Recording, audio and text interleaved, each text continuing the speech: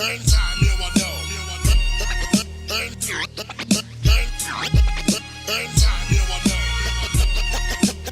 up, world? It's King McIntyre, TV Marketing Solutions.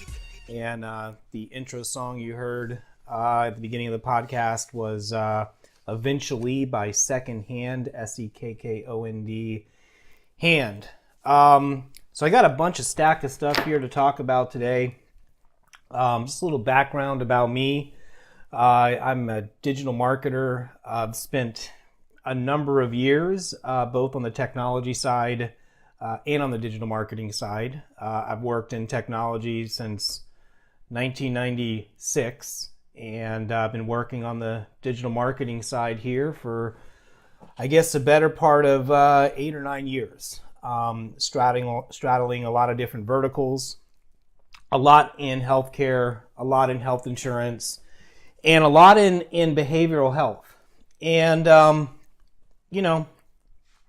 there's a lot of noise out there in the digital marketing world. You see these videos on YouTube, you see these videos on Facebook, you see the guy holding the wad of cash on Instagram, or in front of their Lamborghini or in front of their Ferrari, talking about how you can make all this money on the internet.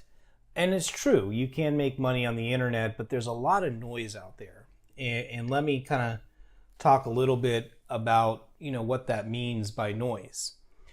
So, picture yourself, you wake up in the morning, you may watch TV, you're obviously, if you're not using Netflix, but you're using cable, even Hulu now, you're getting advertisements, right? You get in your car, you're on your way to work, turn on the radio, and you're hearing advertisements.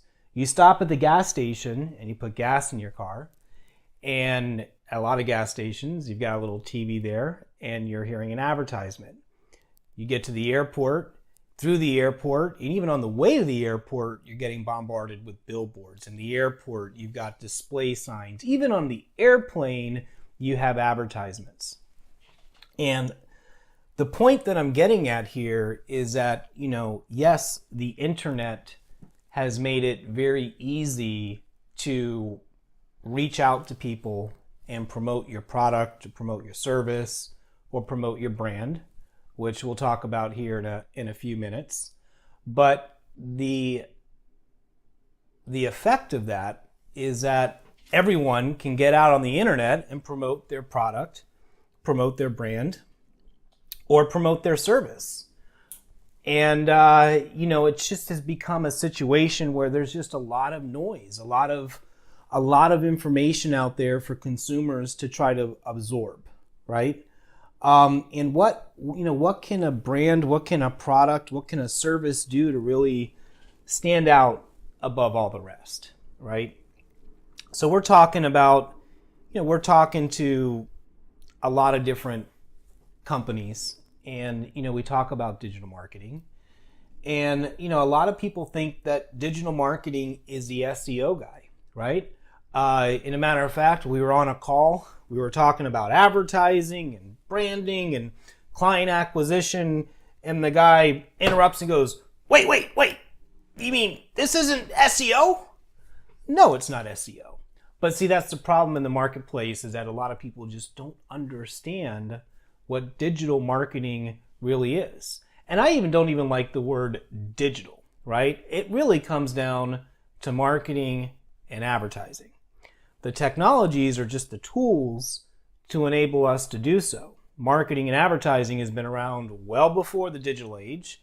And a lot of the principles, which I've learned the hard way, will be around, after influencer marketing and after the golden era, which we're in the tail end of it, I think, on Facebook advertising.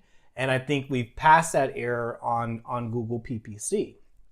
And there's a couple reasons behind that. First is, listen, Google PPC continues to get more and more expensive for just about every vertical out there. Part of the reason is you have a lot of advertisers rushing into the space. And part of the reason is that there's a very limited supply of real estate on a Google search. Same thing for Facebook. There's only one news feed in Facebook. You're scrolling up, you're looking at your news feed. Advertisers are spending a lot of money to basically bid on a position within that news feed. Now, in addition to that, you have a lot of things happening with respect to privacy, first-party data, third-party data, and a lot of things that are starting to change within the advertising landscape. You've got new laws that are coming into effect, that have come into effect in Europe, and eventually, like that, it's not going to be the Wild West that it used to be. Particularly when it comes to third-party data. I think also when it comes to lead generation, certainly when it comes to call centers and outbound dialing and IVRs and text messaging and all these things. Now, those things don't necessarily go away. But instead what happens is those things just become tools, resources within the framework of building a great brand, and more importantly, really kind of focusing on what does your customer journey look like. But we'll talk about that. But the first thing I just wanted to kind of mention here is Facebook ad. Facebook ad spend will surpass print ad spend by 2019. Now, well, we're in 2019. There's just a ton of advertisers rushing into that market. I believe, like some of the other guys out there, you can't spend enough money, I think, right now on Facebook. In some industries, that may be true with Google PPC, but it really is a land grab. Facebook is going to continue to get more expensive day by day, and same thing's going to happen with Google PPC day by day. But you know, part of the challenge there in a lot of people that hire digital marketing companies or try to grow this in-house is they set up an ad on Facebook. Maybe they'll set up a retargeting audience. Maybe they'll start setting up lookalike audiences, but they don't really spend a lot of time and energy and money really kind of coming up with what is the brand? Like, what is the message? What differentiates us from everyone else out there in the marketplace? Kind of going back to the analogy that I opened up with, like that individual, that consumer that you're going after, that wakes up in the morning, watches TV, gets bombarded with commercials, gets in the car, hears commercials on the radio, is on the way to the airport, passes probably 24 billboards, gets to the airport, in the terminal, he's bombarded with video screens of advertising, gets on the plane, sits in his seat, he's got a TV here, it's got advertising, gets off the plane, has 450 emails by the time he lands, half of them are spam. Like, how do you overcome that noise? And I think that's part of the fundamental problem, and I've been part of this problem. I mean, and I'll be honest with everyone, like, you know, I was one of those marketers that, you know, was leads and sales and leads and sales and affiliates and leads and sales and affiliates. And those things are important, don't get me wrong. But as a product, as a brand, or as a service provider, there has to be something that allows you to stand out above the rest. Now, if you can accomplish that, all these other things are going to inherently do better. So for example, simple as, and this is from Forbes magazine, you know, simply changing and testing colors within your brand or within your landing page can improve brand recognition by up to 80%. Being able to create trust with your product and trust with your brand can improve conversions by 64%. You know, and then being able to nurture that consumer, to bring them down through the customer journey via email marketing, via retargeting, can increase your return, or your ROAS, which is your return on advertising spend, by up to 122%. Now, there's another kind of I don't know, fagaise, if you will, fallacy in the marketplace that I need to spend 10 to 20% of my revenue on marketing and advertising. And, maybe for some industries that's true. We were in a meeting today. It was a subscription and a SAS model. And a lot of these companies that have subscriptions and SaaS models spend way higher than 10 to 20% of their total sales in marketing. So, for example, Salesforce, which is a very large, very well-known CRM platform, spends around 49% of their revenue is invested in their sales and marketing machine. Johnson & Johnson, 28% of their revenue is invested in their sales and marketing machine. Oracle, very large database enterprise company, 22% of their total revenue in sales and marketing. Microsoft, 17% of their total revenue in sales and marketing. So you have to ask your question as a business owner, how much money are you really investing in your business? Now, in doing some of the prep here for this podcast, my business partner, Jamie Hagee, kind of shout out to Jamie, asked me, he goes, well, what about the small businesses? Like, what about my dry cleaner? I go to my dry cleaner. They don't advertise. They don't market. They just get business because I've got a personal relationship with the dry cleaner. And I thought about that for a second. And I would argue that the personal relationship with the dry cleaner or with the barber or whoever's locally in your community really kind of comes back to the fundamentals of branding, the fundamentals of the customer journey, the fundamentals of the customer experience, right? They're just not doing it in a digital way. They're doing it in a face-to-face setting. Now, the issue becomes what happens if there's a disruption in the marketplace? So, for example, what happens to the mom and pop dry cleaner when 3 other dry cleaners open up on the same corner? And the other 3 dry cleaners have invested in technology to streamline their processes. They've created an app that notifies you when the dry cleaning is ready. They've streamlined the process to pick up your dry cleaning, and they've made the process more convenient. Now, follow me on this. A lot of retailers said the same thing. So retailers said, well, I'm a brick and mortar business. My consumers come from the community. Like, I have personal relationships, and we'll get to that in a second. But I have personal relationships with my consumers. Now, here comes this little company called Amazon, right? And they start spending a boatload of money on marketing, and I mean billions, on Google PPC. And they start really kind of investing a lot of money in their technology, in their infrastructure, in their logistics. Now, the local person at the local brick and mortar store is sitting back there making the same argument that a lot of people make. Well, I don't need to invest in the SEO guy. I don't need to invest in this digital marketing stuff. I don't understand it. Well, now fast forward to 2019, Amazon represents more than 50% of the entire retail sales in the United States of America.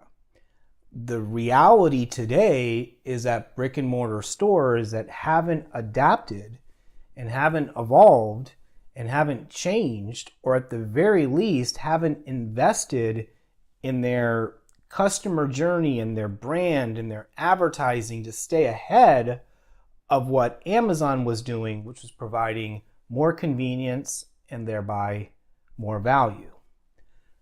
That ties in to what we hear a lot, which is the personal relationships.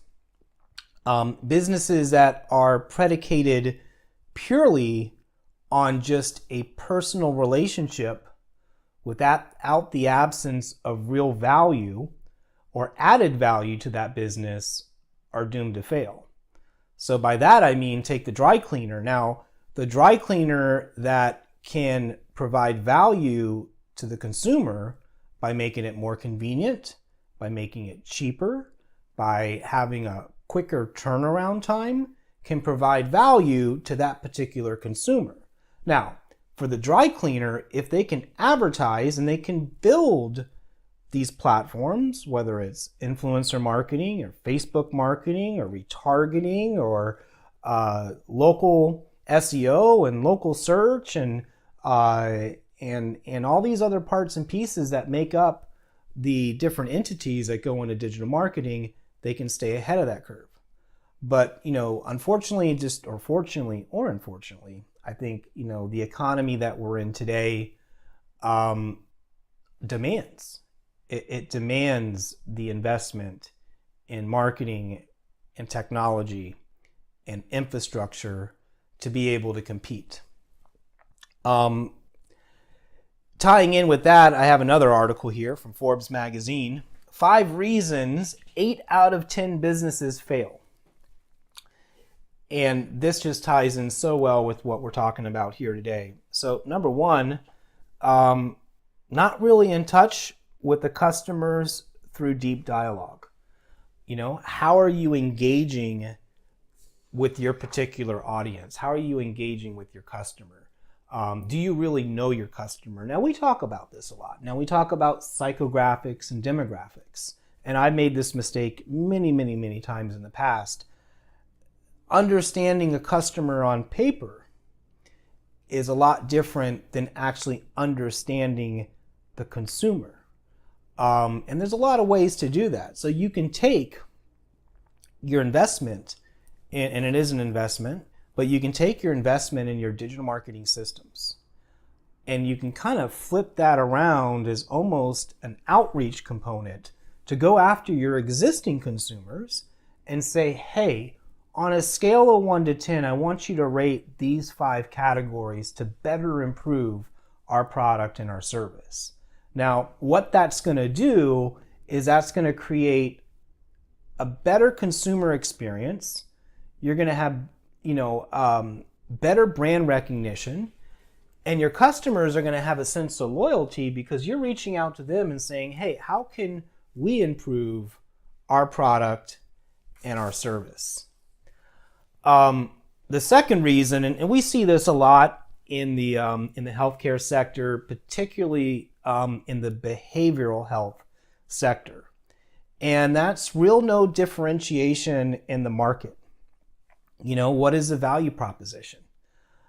So case in point, and just I'm a straight shooter, so we do a lot of digital marketing and branding and advertising for behavioral health, which includes substance abuse treatment centers. That I happen to be in recovery myself, which I'll talk about in a later podcast. But we get on a call with the treatment center and we ask the question, what is it that you guys do differently than the other 200 treatment centers in a particular geographical area?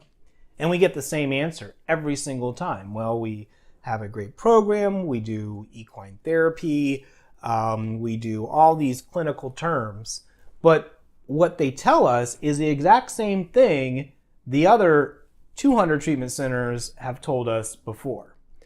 And I don't think this is unique to just that industry. I think it's common across just about every industry. And that ties in so well with what we're talking about here today is we have to have some sort of way that we differentiate our product, our service, or our brand in the marketplace. Like there's got to be something that stands out. There's got to be something that pops. Something that you're like, what the fuck? Like, who the fuck are these guys? Or where the fuck did this product come from? Like, you gotta pop. You gotta be able to really clearly be able to stay above the noise and articulate, what your actual value proposition is. And then number 4 is, not so much related to the digital marketing, the advertising, the customer journey, But the number 4 reason why a lot of businesses fail is it really comes down to, breakdown of leadership, founder dysfunction. And we've seen that. We've been a part of it. We've lived it. Listen, you got to have everyone aligned, marching to the same beat of the drum in any organization if you're going to be able to succeed. And then the 5th reason, based on this article here, and I believe it's true, is really to be able to nail down a profitable business model with stable revenue streams.